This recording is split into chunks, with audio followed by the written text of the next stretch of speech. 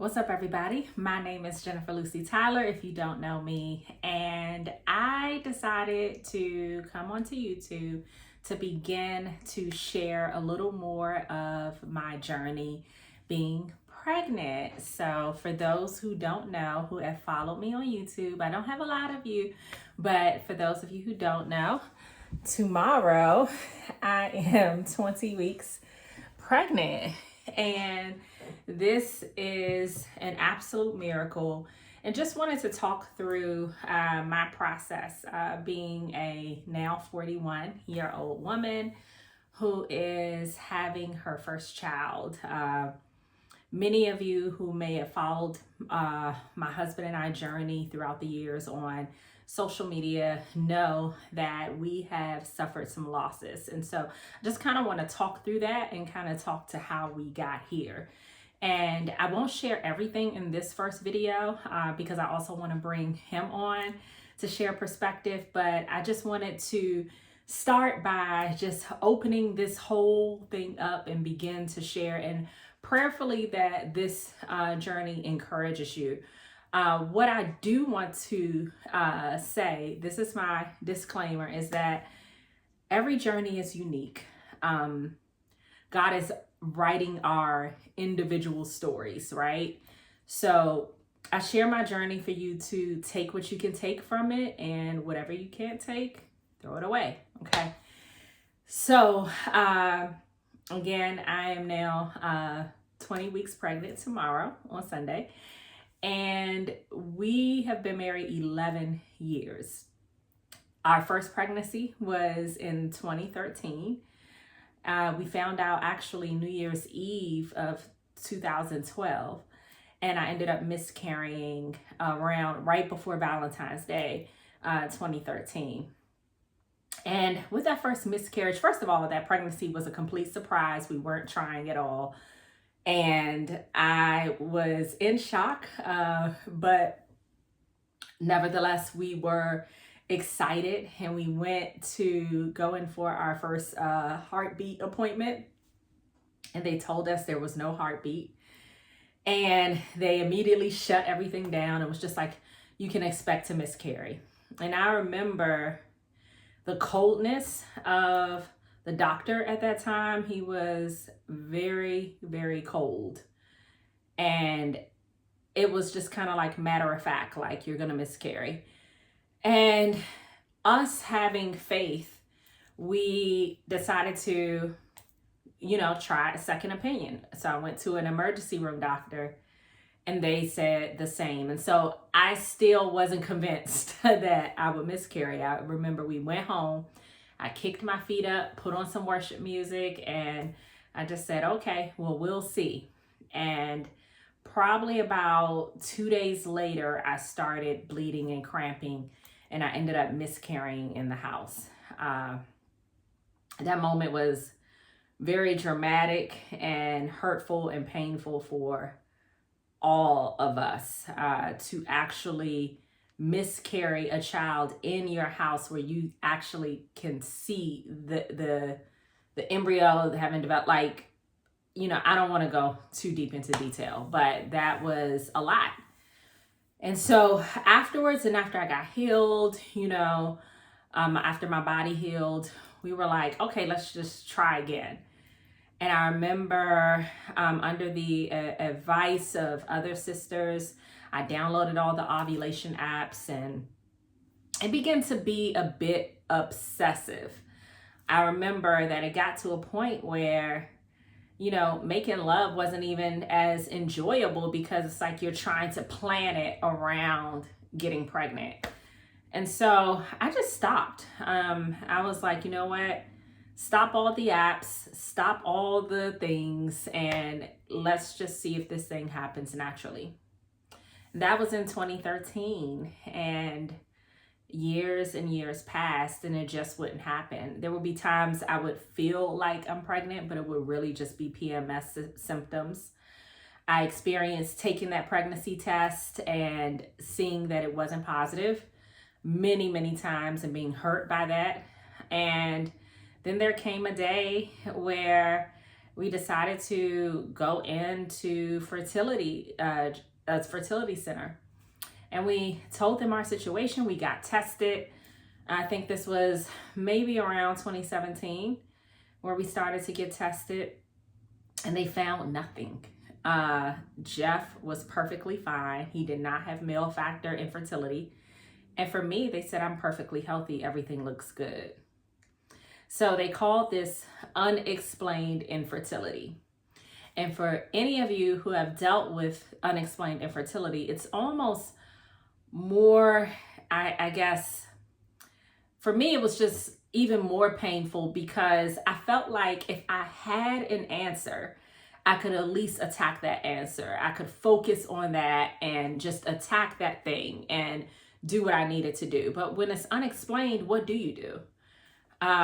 You try to change your eating. You take all the herbal things, the vitamins, you get extra healthy. I became a pescatarian at the time, even engaged in veganism at times, and just anything that I could do on my end because it just didn't work. And at the time, they immediately recommended IVF.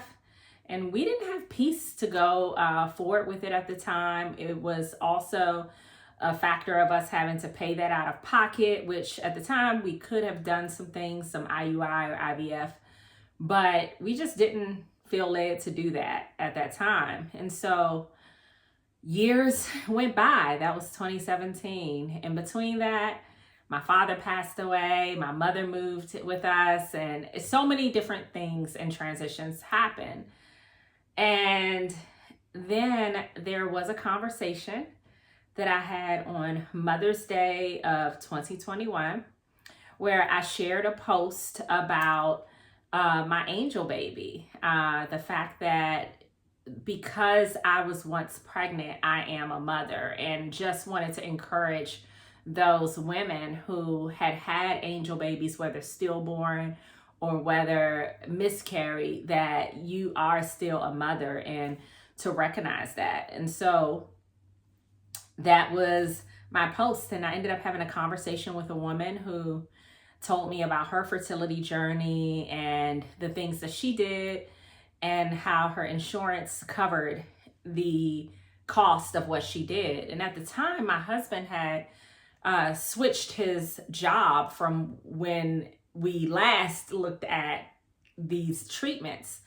And so the Holy Spirit said, check your insurance. And I called them and they said, IVF is 100% covered. Now listen, for those of you who know anything about IVF fertility treatments, period, people take out loans, take out second mortgages on their home, all kinds of crazy stuff. And I won't even say it's crazy because, sometimes you have this deep, deep longing and desire and you really just don't know what to do with it. For me, prior to that call and finding out that IVF was covered, I was already in my head like, we're just not probably going to be parents, and we just have to have peace with that. And I was just trying to make peace with where I was and what God did not do. And, at the end of the day, just trying to walk that out peaceably and to trust that if this didn't happen to me, then I don't understand the reason, but I'm going to have to trust God regardless. And I was at that place of peace before I made that call. And then I was like, wait a minute, maybe this is our chance to just try. And so we began that journey in May of 2021. And so all of these boxes here represent medications and starting that journey of IVF. And that was a journey within itself. There's so many, spiritually, there's so much that you have to guard as a Christian when going through IVF. I think there's so much that you think you control just because you're taking these meds, and you are, prayerfully, getting good eggs and actually getting embryos. And some people choose to find the sex of their embryos and all of that. And it's like you feel like you're in control, but you really aren't, because God is sovereign and He's Lord over your process and your story and your journey. And that was something that, I had to learn. I wanted to know, even going through this process, I wanted to feel like there was something that felt normal. And so there were certain things we didn't do. So we did not do the testing. And that was just a personal choice. I'm not for it or against it. And we, didn't want to know the gender. We just wanted, to find out regularly like everyone else. And so those were some things that we just decided on. And then we started this process. I had my first transfer in November of 2022, and actually got pregnant and had some symptoms, and we were really, really excited. I remember going and they were checking everything, and they were like, oh, here's the fetal pole, here's the sac, like things are looking perfect, things are coming along. And then it came time to go and hear the heartbeat.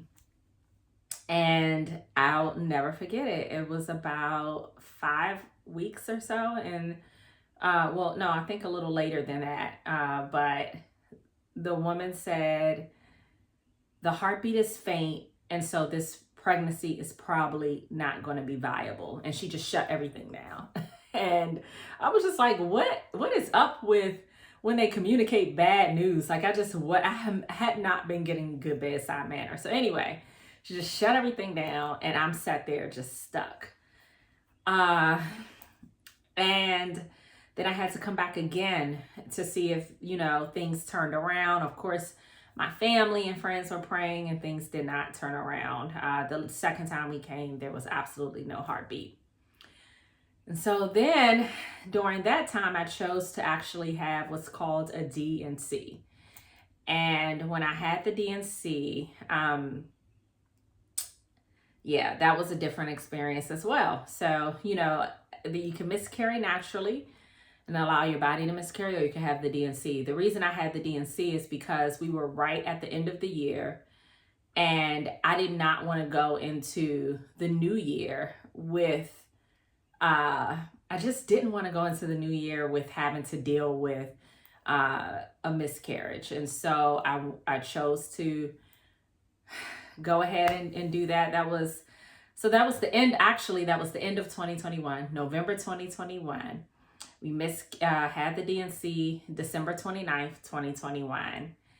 And I don't know what happened to me, but what I will say, I think from the sudden drop in all of these medications that I had to stop taking immediately, along with all of the hormonal things that were happening on the inside of me, it feels like I experienced some postpartum. I went into a deep, deep depression. And that depression is something that I wrestled with most of 2022. Just was in a really dark place and not understanding why. And I know a part of it was that grief, but there was a lot of hormonal things that were going on as my body was healing and getting back to normal. And so that's a thing. I don't know if anyone could relate to that experience. And so after that, I just wanted to feel normal. I did not want to jump back into the IVF process. Through IVF, we had only gotten 2 embryos, and that's not a lot. But God only needed 1, and that 1 embryo is the M baby that we transferred December 2nd of 2022.